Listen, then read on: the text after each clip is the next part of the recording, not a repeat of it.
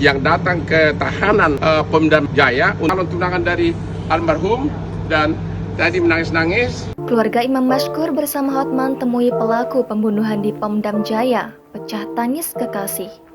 Kasus penganiayaan yang dilakukan oknum anggota pasukan pengamanan presiden atau Paspampres terhadap seorang pemuda asal Aceh, Imam Mashkur, mendapat perhatian dari pengacara Hotman Paris. Keluarga korban yang berasal dari Aceh telah datang ke Jakarta untuk bertemu Hotman Paris.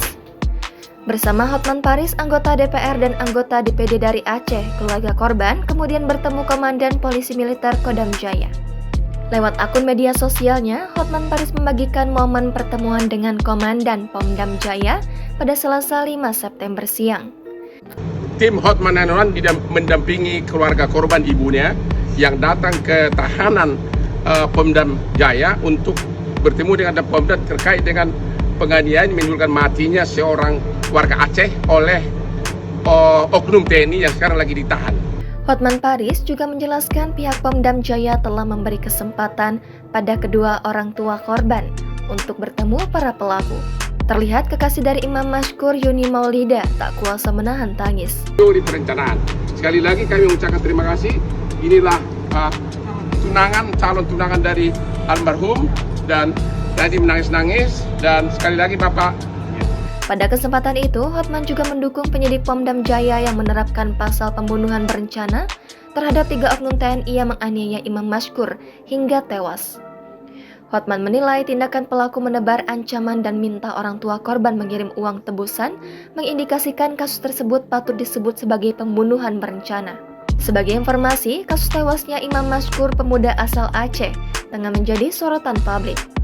Dia tewas usai diculik dari toko obatnya di kawasan Rempoa, Ciputat, Tangerang Selatan, dan kemudian disiksa sampai meninggal dunia. Jasad Imam ditemukan meninggal dunia di sebuah sungai di Karawang, Jawa Barat. Penculikan terhadap Imam pun viral setelah beredar adanya dugaan pemerasan yang dilakukan para tersangka kepada keluarga Imam dengan meminta biaya tebusan 50 juta rupiah.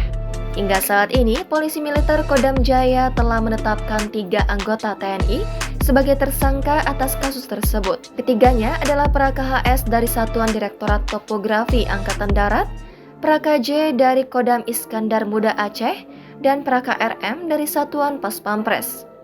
Sementara Polda Metro Jaya menetapkan 3 tersangka dari warga sipil atas kasus tersebut.